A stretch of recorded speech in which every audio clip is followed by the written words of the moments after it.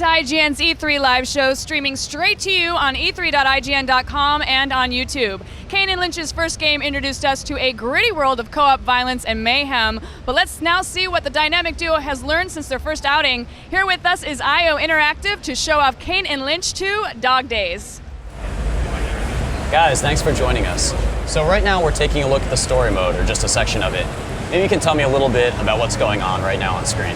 Yeah, of course, you know, Kane and Lynch 2 Dog Days sequel to Kane and Lynch 1 Dead Men, and the whole trademark for Kane and Lynch is I think the grittiness, the reality and brutality of real life locations and characters. We wanted to enhance on that. We wanted to draw upon that strength and just go over the top with this. And we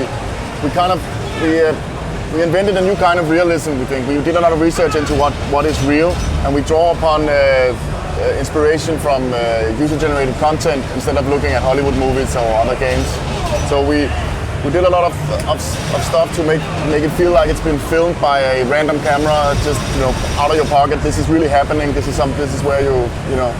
Right. So, yeah. And people will get a feel for that if they've seen movies where they use shaky cam. A lot of 24 uses that style a lot. Something like that, but actually even more, because we have MPEG compression errors. Whenever you get hit, the picture will start to go crazy. We have a lot of cheap camera effects happening, and also in the sound it's playing. Every time you shoot, loud noises will dip all the other sound, like compression on a cheap camera. So all that stuff is to actually get the immersive experience, to get a more intense experience, get it closer to the player. I noticed that in the early trailers, that whenever there was a scene of extreme violence, it went to the really quick edited mode where the MPEG compression sort of showed up. It's a really interesting stylistic choice. Makes it look like you're watching it through somebody else's eyes as they're filming it very fast. So for people who maybe aren't familiar with the first one, maybe you can give us the setup as to what's happening now in this level. I mean, Kane and Lynch been away from each other for like 3 years. Now they're back together, and once they're back together, it's an explosive cocktail. This is like very early in the game, and these guys right now are kind of facing the consequences of what they did on the first level. They're getting hit on a freeway. They're just riding along with their boss, Mr. Glazer, and all of a sudden there's rammed by a car, and as you can see here, his car is rammed. You have to get him out of the car and protect him in the middle of a Shanghai street. So it's pretty intense from the very get-go. And can we expect some more of the cover-based gameplay that we saw in the first one? Oh yes, we're playing Lynch this time, so we needed to revamp the entire gameplay experience to actually fit his way of playing. So the cover system is there, it's button activated so you don't get stuck, but all of the squad mechanics and tactical planning is out, and in is more kicking down doors, more brutal, more in your face. We have a new feature called Down Not Dead, where you're crawling around and you hit a high impact, you crawl around on the floor and you can shoot and you get up and cover again, get that second chance, because it's a very intense, it's a very hard game, so you need that chance, right? Yeah. So yeah, we revamped the entire shooting experience from the ground up to make it very solid and very responsive. After the first one, what did you feel needed to be worked on, or what did you really want to come through with in the second time around? Came up with a short list of features that we wanted to look at. First one was aiming and shooting, then the cover system, then we wanted to look at the AI, and then the fact that the art was perceived to be a little dated, and then the fact that we didn't have an online co-op. We do have an online co-op this time, so we get to play Kane and Lynch online for the entire story campaign. That's great. So what is your objective in this mission right here? Huh? What is your objective in this mission right here? It is to protect your boss, Mr. Glazer, escort him through the streets, through the parking garage, through a derelict building, and to a pickup truck that's on the other side. And actually it's very interesting bridge, because these guys, you get to play in multiplayer. These are the same guys, and that the getaway van is kind of drawing upon the same kind of mechanic as getting away with the crime in multiplayer. So I know one of the biggest draws of the first Kane and Lynch was this really unique approach to the multiplayer mode. Did you guys decide to bring that back, and how did you tweak it to make it even more exciting this time? I think it's time for Kim to step in, talk a little about that. Yeah, so Fresh Alliance is back. It's still about greed and betrayal and revenge. The core in the game mode is still the same. So it starts as an 8-player co-op. You have to do a heist together. You steal all the money.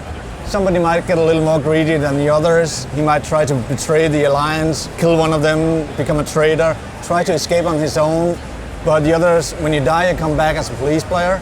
and then you get the chance to take revenge. So it's still the same core: greed, betrayal, and revenge. But together with all the core mechanics that was totally revamped for the whole game, I think it's a way more solid experience. And all the new features that we put into the game, for example, Down But Not Dead, all the new features are created to give you a second chance. One of the problems in the first game, in Fresh Alliance, was it was too easy to become a traitor. You could just go up and kill somebody. With Down But Not Dead, you go down and you look in the direction of where the bullet came from, and you get a chance to take revenge immediately. And we have a lot of other features that make sure that you always get a second chance when somebody tries to backstab you. So I think it's Fresh Alliance is back, and it's a lot more rewarding this time to become a traitor. Did you guys ever think that idea, because the idea that somebody can kill anyone on their team at any time, did you ever have the worry that might not work in multiplayer, that it would just be too difficult because everybody would immediately kill each other? We did a lot of stuff to work with that this time. I think it's really appealing in multiplayer. Whenever you play a board game, the really fun stuff is sitting around the table and backstab somebody. Yes. That's the core in it, right? When you play with others.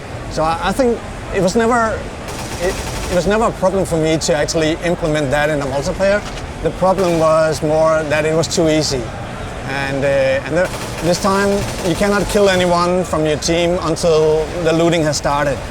So you cannot do it right away. You need the money in there before you can actually do it. We did a lot of other stuff. You get a yellow card when you shoot at somebody, and the other player can then kill you without becoming a traitor.